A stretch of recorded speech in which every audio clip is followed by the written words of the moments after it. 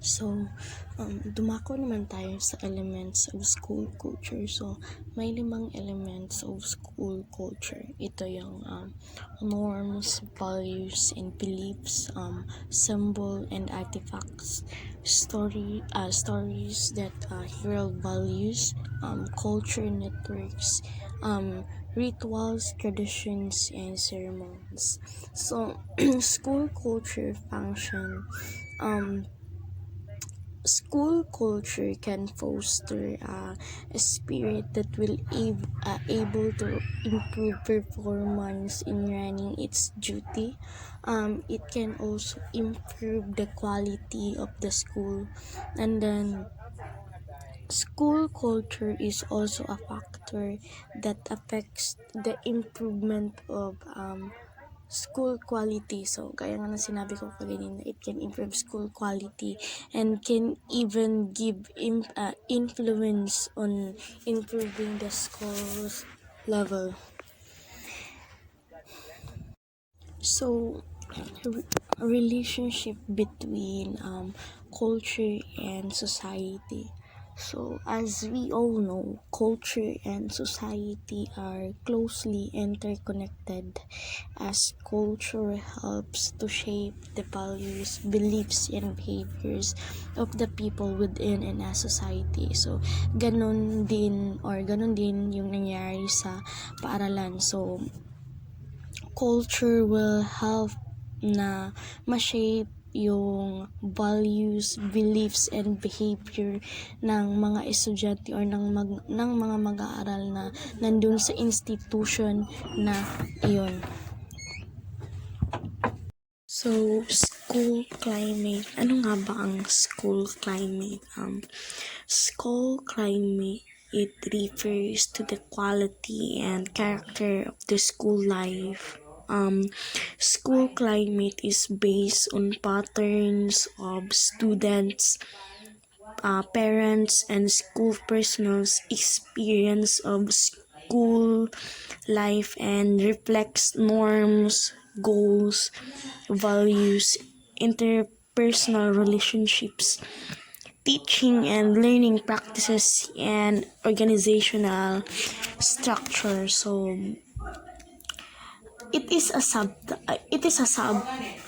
sustainable, positive school climate fosters youth development and learning necessary for a productive and contributing and satisfying life in a democratic society. So, yung mga climates na ito includes yung norms, values, and expectations that support people feeling socially, emotionally, and physically safe.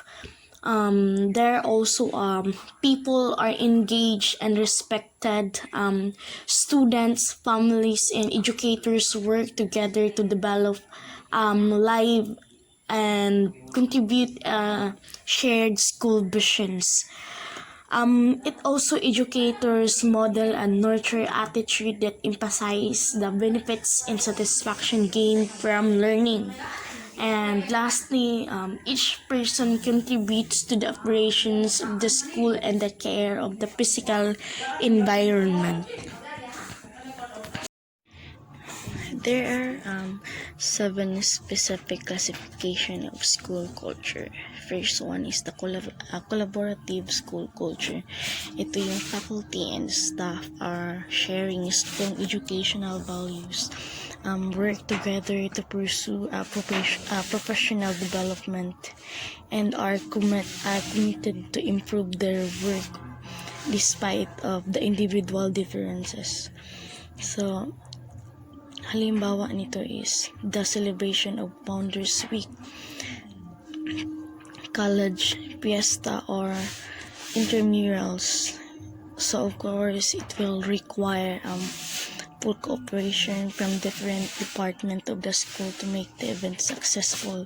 And this collaborative culture comprise evolutionary relationship of openness, trust, and support among individuals where they define and develop their own purposes as a part of the institution.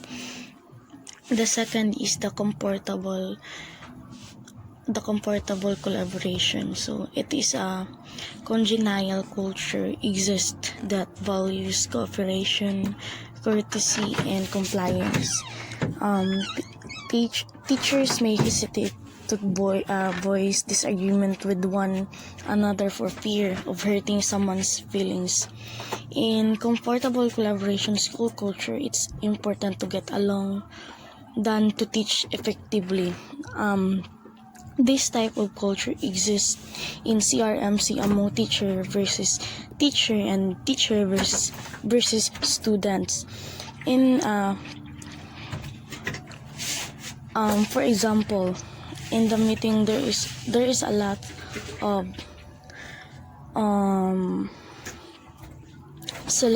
celebrations, awards, comforts, words, or food, praise, and empathy. People tend to look forward to coming together and not to hurry to leave. Support staff as present and acknowledge for their good work. The teachers are comfortable and feel validated.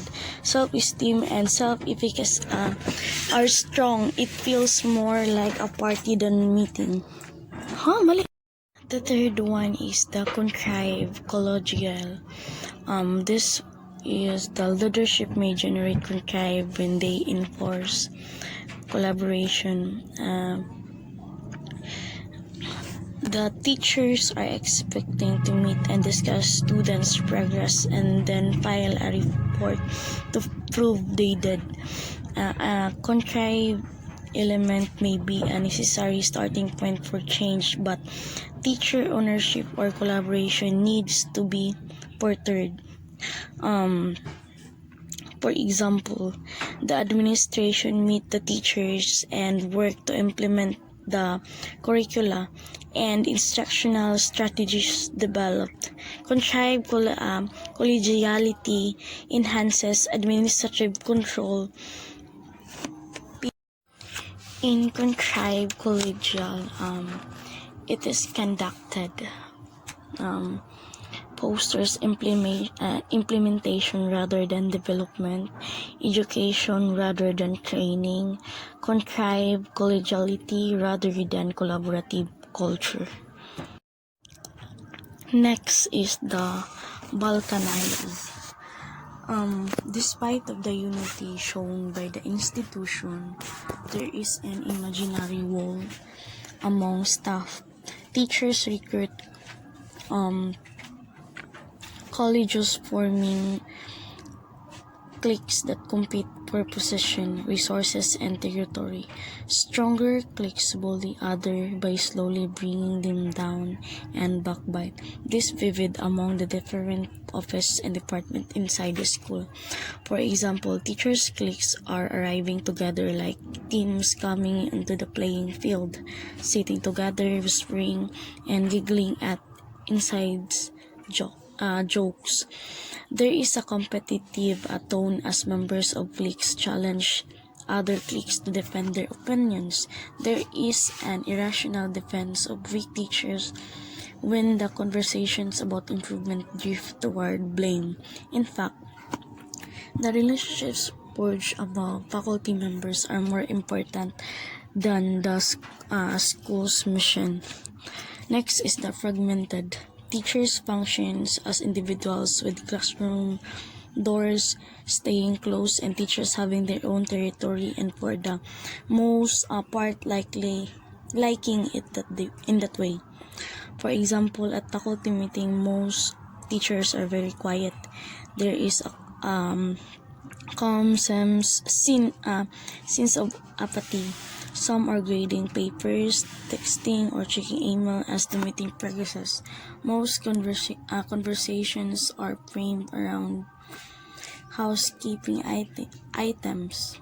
School improvement is a topic on the agenda with the test scores as usual.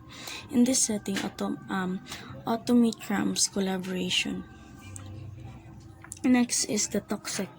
The fact that there is no perfect institution.